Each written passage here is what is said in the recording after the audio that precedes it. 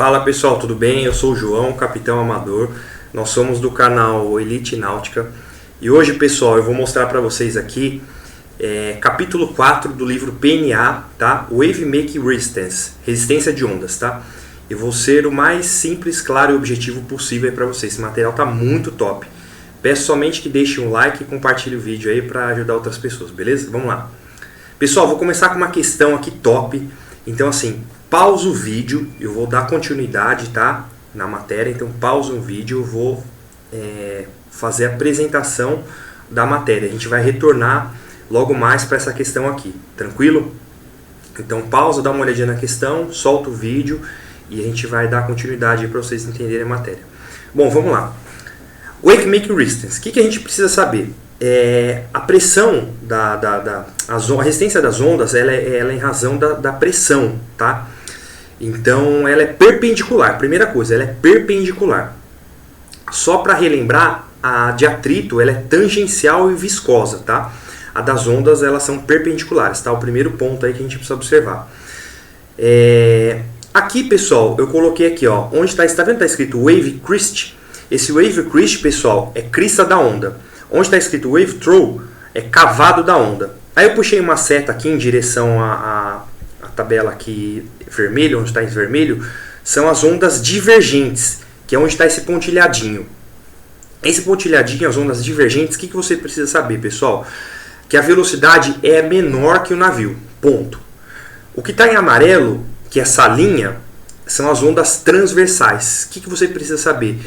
Que ela está na mesma direção que o navio e ela tem a mesma velocidade que o navio.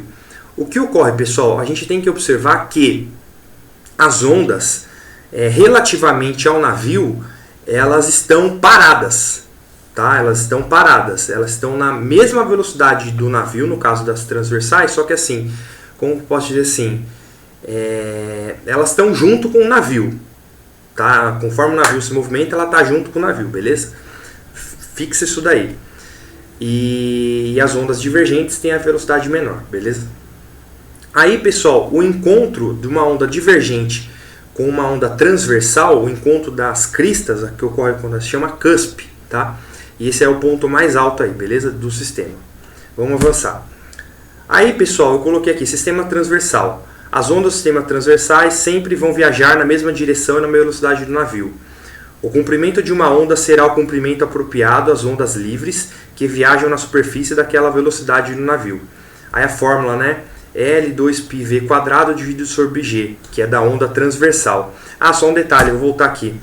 Aí eu coloquei das ondas divergentes. Por que a velocidade é menor? Porque a fórmula é 2πv² vezes cosseno de θ dividido por g. Então, em razão desse cosseno de θ, a velocidade da onda divergente é menor, tá? Não confunda, a onda transversal é igual, da onda divergente é menor, beleza? Vamos avançar. Aí, pessoal, voltando para a questão, então vamos lá. Alternativa A. De acordo com a resistência e formação de ondas, vamos lá. Marca a verdadeira, né? Alternativa A. Como o padrão de ondas como um todo fica para trás do navio, já pode parar por aí, já está errado. Atrás do navio não fica. Tá? Olha lá, alternativa B. Como o padrão de ondas como um todo fica atrás do navio, também já está errado. Pode já parar de fazer a leitura. Como o padrão de ondas como um todo se move com o navio, aí beleza. Se move com o navio, está certa. As ondas divergentes se movem na mesma direção e velocidade do navio. Olha lá, as ondas divergentes. Com velocidade menor, então está errado. Como o padrão de ondas como um todo se move com o navio, correto. As ondas transversais se movem na mesma direção, ok. E mesma velocidade, ok. Então a alternativa D é correta. Vamos ver o erro da E. Como o padrão de ondas como um todo se move com o navio, correto. As ondas transversais e divergentes se movem na mesma direção e mesma velocidade, errado. Beleza? Então a D está correta. Vamos avançar. Vamos lá. Pessoal, agora essa questão aqui, ó. Essa questão, de acordo com o PNA, ele quer saber sobre a velocidade para que o navio opere, tá? Então vamos lá. De acordo com o PNA, as cristas e cavados na curva da CT são devidos aos efeitos de interferência entre os sistemas de ondas. e é claramente uma boa prática de projeto garantir, sempre que possível, que o navio opere em condições de serviço a uma velocidade. Ele quer saber se é de cruzeiro, se é de projeto, se é favorável, máximo ou ótimo. Eu vou explicar um pouquinho para vocês aqui que é a CT. Então vamos lá. A gente precisa entender dois gráficos aí, tá? O gráfico da esquerda, tá? Nós vamos ter a CF, que é o coeficiente de atrito, correlacionado com o número de Reynolds. Então o que a gente percebe? A gente percebe que conforme vai aumentando o número de Reynolds, que está no eixo X aqui do gráfico da esquerda, ele vai aumentando, o coeficiente de atrito, está vendo que ele vai diminuindo? Então conforme aumenta o número de Reynolds, aumenta a velocidade, esse coeficiente de atrito ele vai diminuindo, beleza? Fixa isso daí. Aí pessoal, eu coloquei até em amarelo aqui, ó. Conforme o número de Reynolds aumenta, né, o coeficiente de atrito vai diminuindo, beleza? Aí o item 2, com o aumento da velocidade, ou Froude Number, que seria esse gráfico da direita, tá? A lá, FN é Froude Number. E CT, que está no eixo Y ali, é o coeficiente de resistência das ondas, tá? Coeficiente total de resistência das ondas. Ou pode ser chamado também de CW. Então assim, ó, com o aumento da velocidade, ou Froude Number, a resistência total inicial, percebam que no início ali, tá vendo, entre 0,18 e 0,24, ele tem uma caída, diminui em razão da diminuição do CF. O que é o CF? O coeficiente de atrito. Lembra que eu acabei de explicar? Então, conforme ele aumenta a velocidade inicialmente, por quê? Porque o corpo está parado. Então, inicialmente, ele é descartado o coeficiente das ondas. Ele fica ligado somente ao coeficiente de atrito.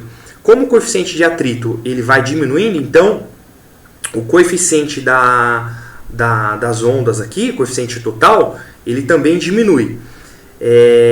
Porém, ele aumenta radicalmente aí conforme aumenta a velocidade. Pode verificar, conforme aumenta o Froude Number, olha o gráfico como vai variando bastante.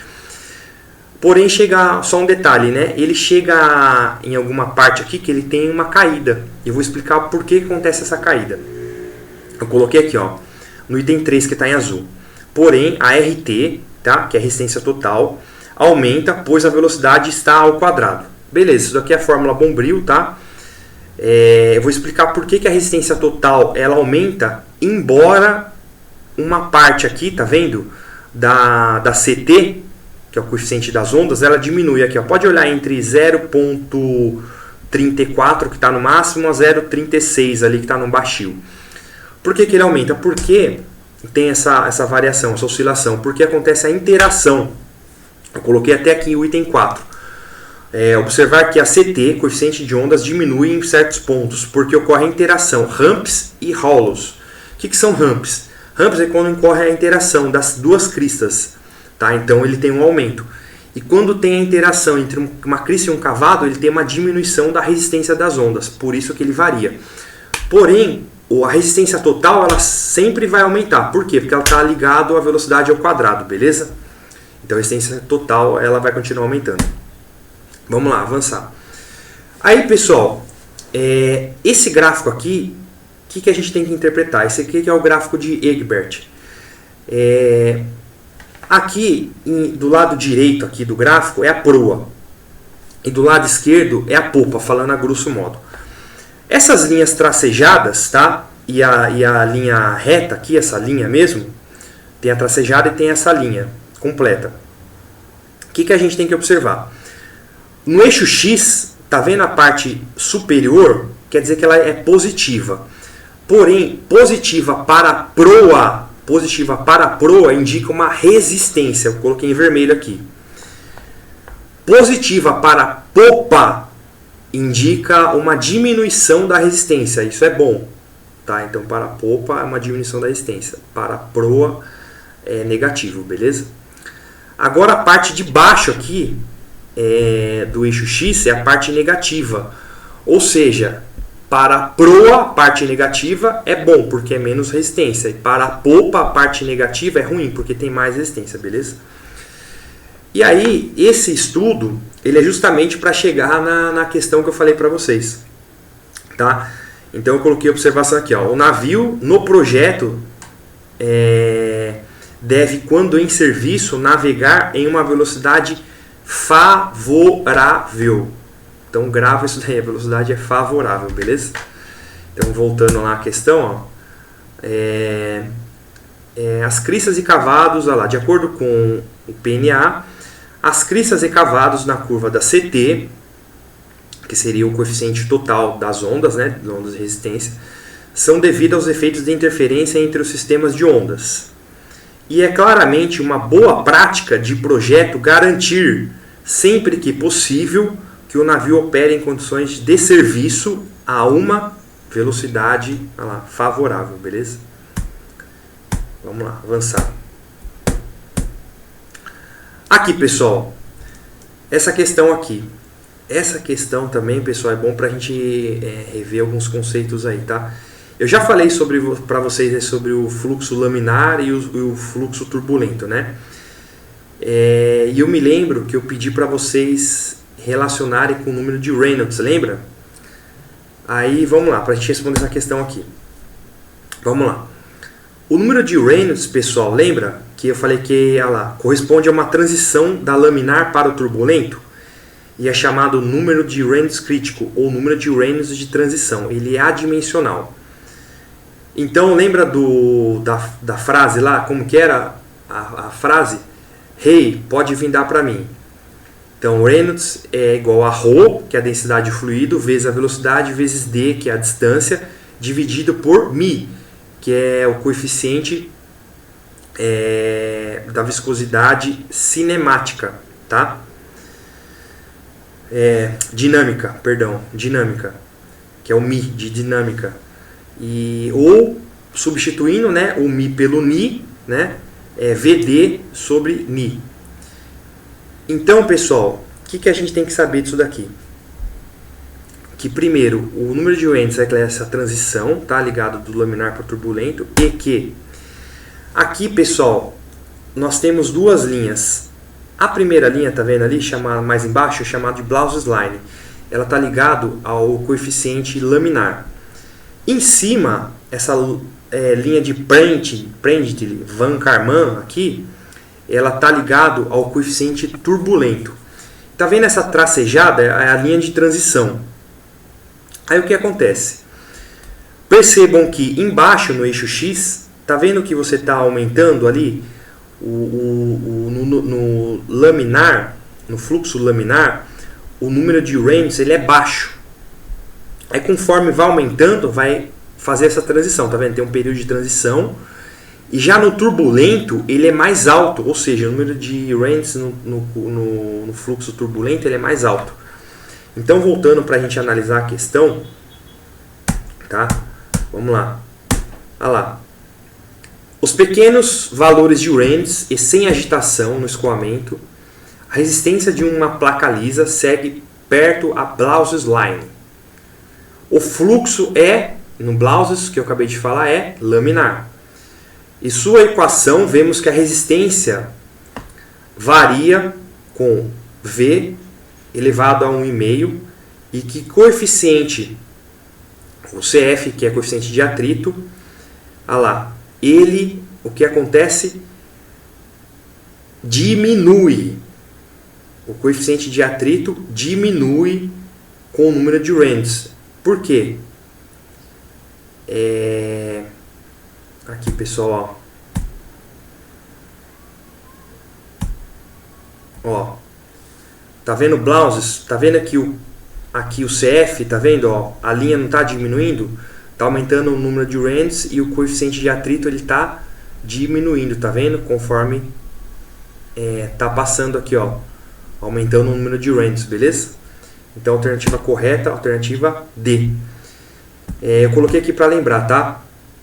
A pequenos valores de Reynolds e sem agitação, o escoamento e resistência de uma placa lisa segue perto de Blau's Line. O fluxo laminar e da sua equação, vemos que a resistência varia a 1,5, velocidade elevada a 1,5, e que o coeficiente de atrito diminui com o aumento de Reynolds, beleza?